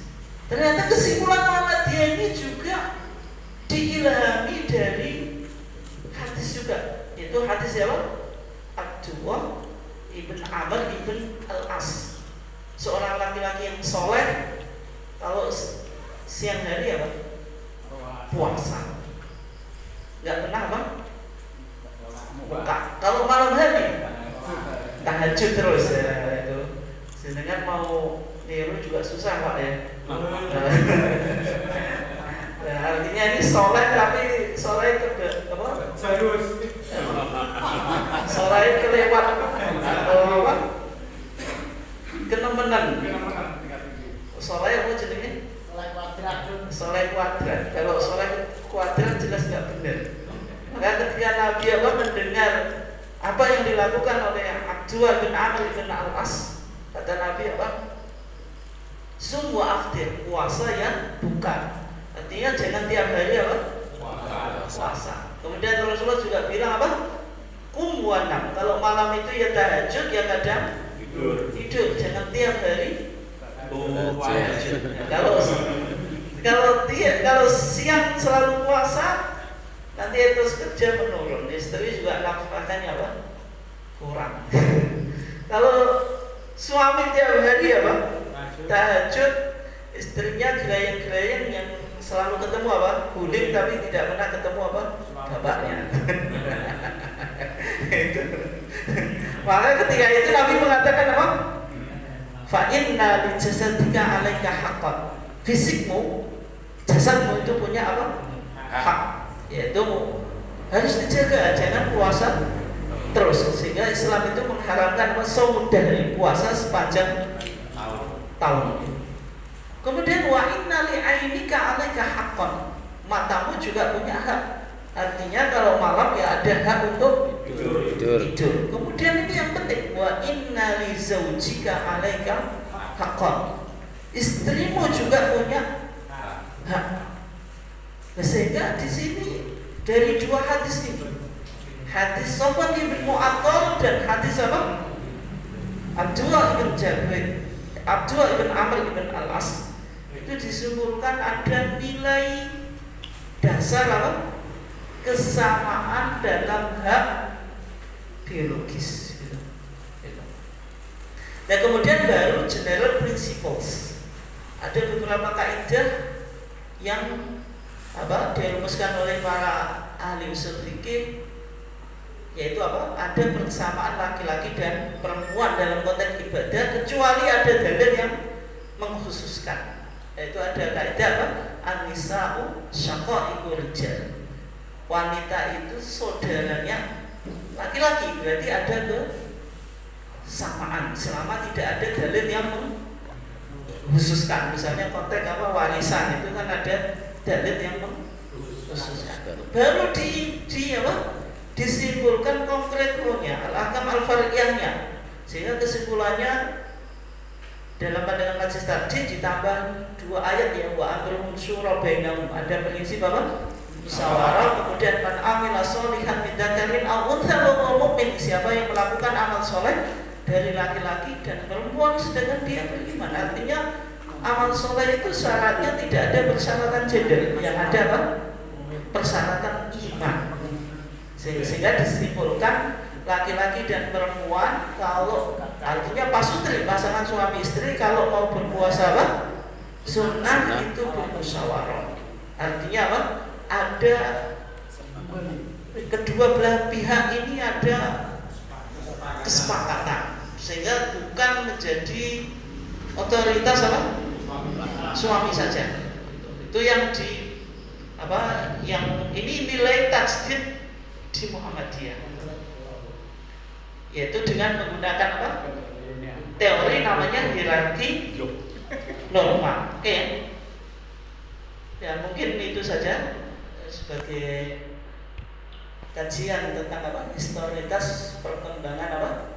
Mazhab Muhammadiyah. Jadi yang kita akan jadikan acuan yang bukunya yang ini ada file PDF-nya atau soft kopinya, bisa di-download di internet. Tulis saja Manhaj Tarjih Muhammadiyah Profesor Dr. Syamsul Anwar. Mungkin demikian, silahkan kalau ada yang ingin disampaikan. Monggo Pak. Terima kasih. Yang pertama, mengapa sebagian umat Islam mengikuti mazhab? Padahal tidak ada perintah baik dari Allah maupun Rasulnya. Dan apa dasarnya dari mazhab itu? Yang kedua, doa setelah mengubur mayit. Was'alu lahu at-tathbit fa innahul ana yus'al. Itu ada doa tertentu atau tidak selama ini? Ya, kita belum tahu. Yang ketiga, zakat kita berupa uang, itu termasuk kias apa? Terima kasih Pak. Uang kok dimakan. Uang. Oke, utul balak itu ada zakat utul balak. Ya. Ya. Yang pertama ya, tentang hukum bermadzhab. Bagaimana hukum bermadzhab? Sebenarnya sudah ada kajian khusus saya tentang posisi pendapat mazhab dalam Manhaj Tarjih Muhammadiyah. Ini pernah saya sampaikan kalau nggak salah. Enggak? Belum, sini belum. Sini belum ya. Nah, ada pembahasan apakah seorang muslim wajib bermadzhab. Ada dua pendapatnya. Yang pertama wajib bermadzhab. Nah, ini yang tanya pas Pak Mas'ud. Bukunya ini saya ambil dari Basul Masail Pak, jenengan punya ya. Nah, itu. Kalau di Basul Masail, karena NU itu bermadzhab, maka tadi dalam beragama ya taklid mengikuti rumusan mazhab Syafi'i. Dan di antara dalil yang dipakai, dalil itu dalam Basul Masail ya redaksi kitab kuning. Kenapa kalau redaksi kitab kuning atau takfir? Karena tadi sebentar, menurut yang saya tahu, NU itu bukan satu mazhab, malah ahadi madzhabin al-baqi. Jadi tidak terpaku pada Syafi'i menurut pendapat saya. Itu menarik. Memang dalam NU dikatakan mengikuti 4 mazhab gitu, dan tidak ada spesifikasinya. Tapi gini Pak, di Ahkamul Fuqaha yang putusan Basul Masail yang terbaru, kalau di terbitan milik jenengan itu saya nggak tahu ada kata pengantar dari Profesor Ali Yafi dan juga Syahrul Mahfud. Di situ bercerita kenapa kok buku yang dipakai, kok buku orang Muhammadiyah, kitab kenapa kitab yang dipakai di dalam Basul Masail itu bisa dikatakan 90% atau 80%, pokoknya presentasinya cukup tinggi ya, itu menggunakan kitab-kitab fikih mazhab Syafi'i. Di situ dijelaskan alasannya sederhana, karena kitab ini yang kebetulan dimiliki oleh kiai-kiai NU dan dikoleksi. Artinya wajar, karena secara umum yang dikoleksi oleh kiai-kiai tradisional itu kitab-kitab mazhab Syafi'i. Artinya itu yang dibaca. Ketika ini yang dibaca dan dijadikan referensi sehingga melahirkan putusan yang secara umum itu referensinya dari mazhab Syafi'i. Dan yang kedua secara historitas, kita di Asia Tenggara ini ya notabene-nya Islam itu bermadzhab Syafi'i. Meskipun NU itu mengikuti 4 mazhab, tidak hanya satu mazhab. Tapi dalam konteks di Indonesia itu mazhabnya Syafi'i gitu. Dan kemudian kembali ke tadi, wajib bermadzhab atau tidak? Kalau jawabannya Basul Masail, nanti jenengan bisa lihat di bukunya. Yang pertama ada fatwa atau fatawi al-kubra al-fiqhiyah yang ditulis oleh Ibnu Hajar al-Haytami. Di dalam mazhab Syafi'i itu kan ada 2, Ibnu Hajar al-Asqalani pengarang Bulughul Maram, tapi dia ahli hadis. Kalau Ibnu Hajar al-Haytami itu muridnya Zakaria Al-Ansari atau Syekhul Islam Zakaria Al-Ansari, pengarang kitab Fathul Wahhab, terkenal ya di mesti yang ngaji di pondok pesantren tradisional atau salafiyah yang bukan salafiyah yang sana ya, itu pasti tahu Fathul Wahhab karena itu diajarkan di tingkat aliyah, tingkat ibtidaiyah itu Fathul Qorib Mujib, tsanawiyah itu Fathul Mu'in, tingkatan paling tinggi apa? Fathul Wahhab. Pokoknya kalau sudah Fathul Wahhab itu kiai hebat. Nah, itu punya murid namanya Ibnu Hajar Al-Haytami. Ini sangat otoritatif dalam madzhab Syafi'i. Di sana dikatakan wa bi anna taqlida muta'ayyanun lil a'immati al-arba'ah. Taklid itu wajib mengikuti 4 imam. Artinya tidak boleh kita bertaklid di luar 4 imam itu. Jangan kalau gitu mengikuti sahabat saja, taklid kepada Umar ibn Khattab atau madzhab Abu Hurairah, Abu Bakar, atau kepada siapa? Imam yang lainnya. Misalnya dengan kenapa tidak taklid kepada Imam Bonjol, Imam Samudra? Maka dikatakan bahwa di anna madzhabahum intasyara, karena madzhab mereka yang menyebar. Artinya di dunia Islam ini pasti 4 madzhab itu yang dominan. Meskipun Syiah ya ada di Iran gitu kan. Tapi secara umum 4 madzhab. Hatta dhahara taqidu mutlaqiha wa takhsisu amiyah bi khilafi ghairihim. Sampai kitabnya itu sudah jelas. Yang mutlak itu ditakyid, yang umum itu ditakhsis. Sehingga sudah diketahui ini qaul mu'tamad. Sehingga dalam madzhab Syafi'i pun ada qaul mu'tamad. Qaul pendapat yang boleh difatwakan dan boleh diamalkan. Artinya kalau kita membaca fikih Syafi'i itu ada di situ, dicari qaul mu'tamad. Dalam madzhab tidak harus mengikuti dalil. Misalnya contoh, tayamum dalam madzhab Syafi'i kan ada qaul qadim, ada qaul jadid, pendapat lama dan tayamum dalam madzhab Syafi'i itu kalau mengusap tangan sampai pergelangan atau siku? Sampai siku. Karena memakai hadis Ibnu Umar. Rasulullah mengatakan at-tayammumu dzarbatan. Tayamum itu 2 tepukan, dzarbatun lil wajhi, 1 tepukan untuk wajah, kemudian wa dzarbatun lil yadaini ilal mirfaqain, 1 tepukan untuk kedua tangan sampai kedua siku. Tapi hadis ini sama Imam Baihaqi. Imam Baihaqi itu kan ahli hadis yang tulis kitab Sunan Al-Kubra. Semua hadis dalam madzhab Syafi'i sekarang cetakan terbaru itu 12 jilid besar. Ada di situ. Tapi jenengan jangan latah, madzhab Syafi'i enggak punya dalil, berarti jenengan yang tidak punya piknik, enggak tahu bukunya. Kurang piknik. Kalau jenengan ngopi kurang ada. Baca sampai mati pun enggak bakal selesai itu Sunan Kubra itu. Karena terong ya Pak. Bukunya tebal. Di situ Imam Baihaqi bilang hadis ini mauquf pada Ibnu Umar, artinya tidak sampai pada Nabi gitu.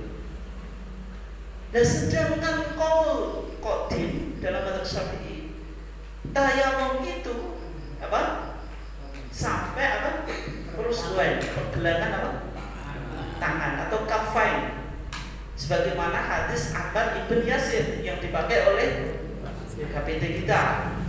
Hadis Ammar ibn Yasir itu kan menjelaskan Rasulullah dalam mempraktekkan tayamum itu 1 tepukan untuk wajah dan kafain, kedua telapak tangan, tapi yang punggung. 1 tepukan. Kalau menggunakan hadis yang lain kan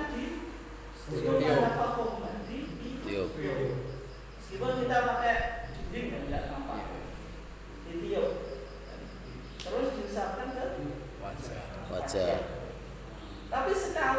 dilakukan Dua kali. 2 kali atau 3 kali. Tidak usah maskul makhoin. Dalam wudu di Muhammadiyah itu ada mengusap apa? Setek. Apa Pak? Itu kan ada maskul makhoin itu. Mangkokan. Itulah yang enak. Tidak muncul berbuat di sini. Tapi kalau tanya mah enggak, dilakukan malah ini. Betul. Nah, kemudian apa? Yang kiri mengusap tangan, kanan, punggungnya saja. Punggungnya. Sudah. punggungnya. Tidak usah dikembalikan. Karena satu kali, yang sini sudah ditempelkan, tidak usah gini, kemudian gini, atau apa? Gini kemudian gini, itu enggak, sekali saja. Cuma apa? Nah, ini aja. Kemudian yang tangan itu hadis amal itu Yasir. Nah, meskipun demikian, hadis amal ibn Yasir ini sahih, tidak ada masalah. Dan sehingga Imam An-Nawawi memilih berdasarkan dalil, tidak mengikuti qaul muktamad. Qaul yang dianggap kuat mengikuti mazhab Syafi'i itu sampai pergelangan tangan, karena yang diawalkan itu apa? Qaul jadi.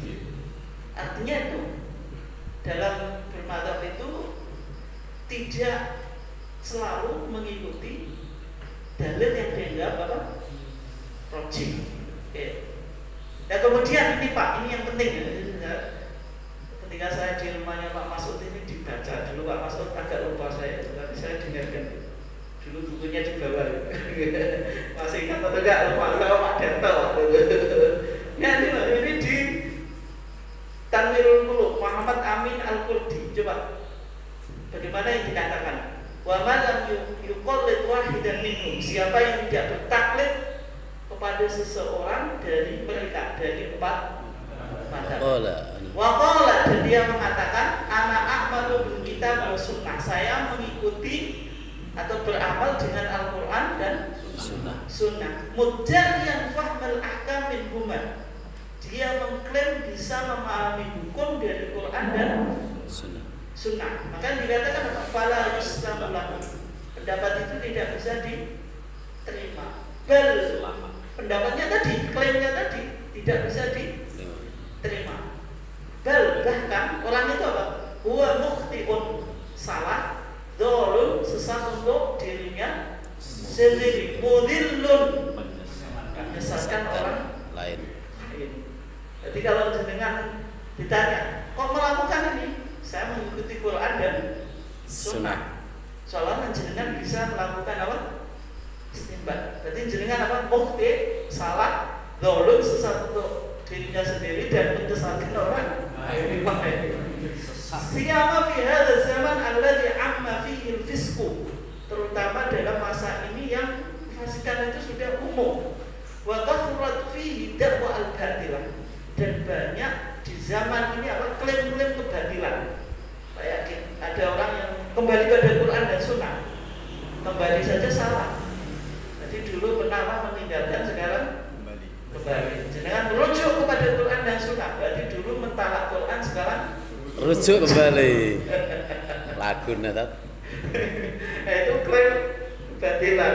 Li'annahu istadharu ala a'immatid din, karena orang tadi merasa lebih tinggi daripada imam-imam agama, wawadunahu, pada realitasnya tidak sebanding fil ilmi, dalam ilmu, wal adalah, dan keadilan atau integritas, wal ittilah, dalam mengetahui dalil-dalil.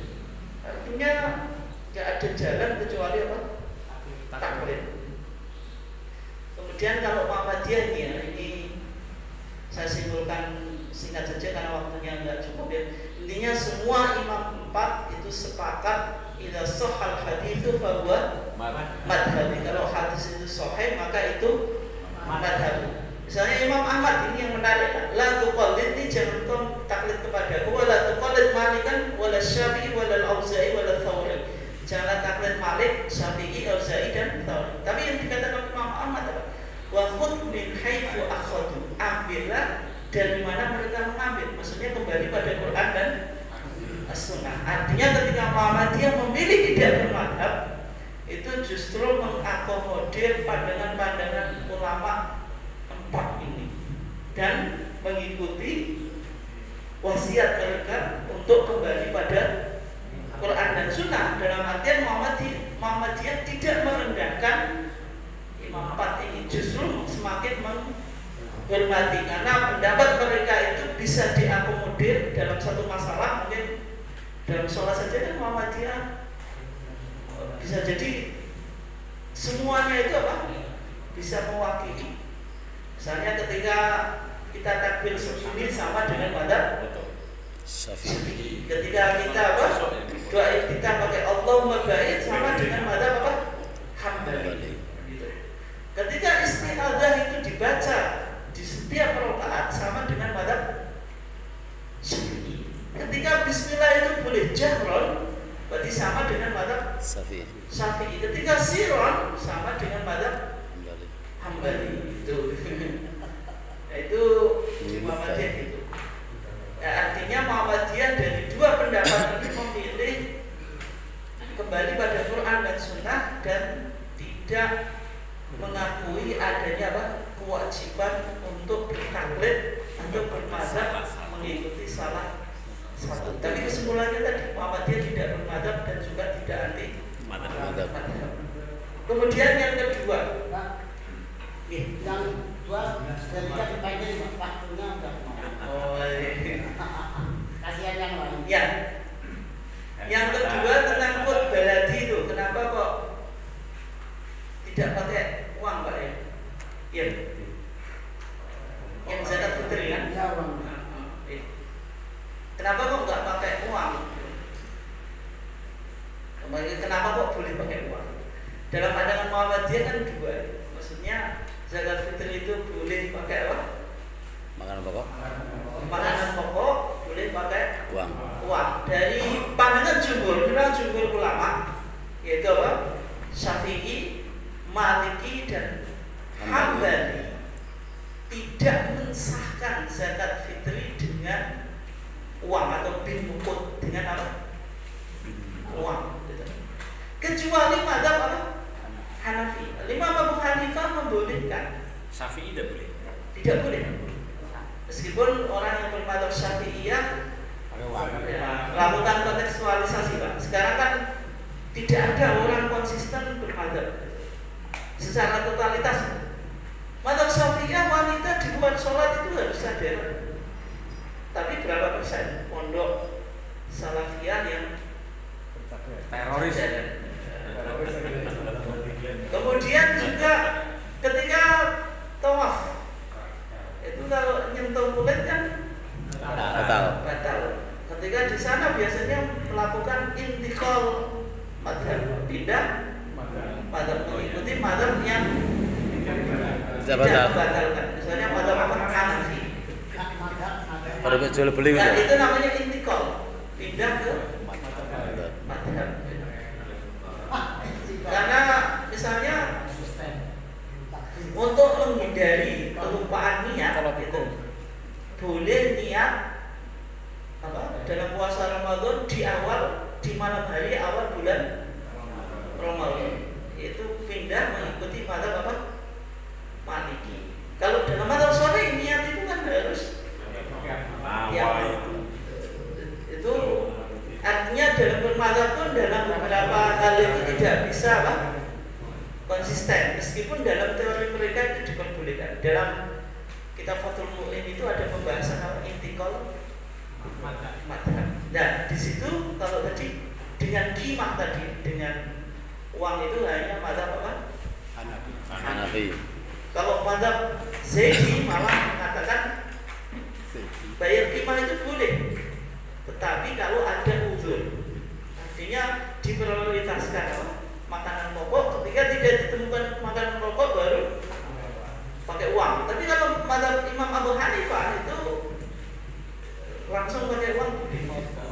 Nah, pandangan tadi itu membolehkan pakai uang, termasuk dengan apa? Merujuk pada kajian yang dilakukan oleh Yusuf Qaradawi. ketika masyarakat sudah masyarakat apa? Modern, kemudian bukan apa?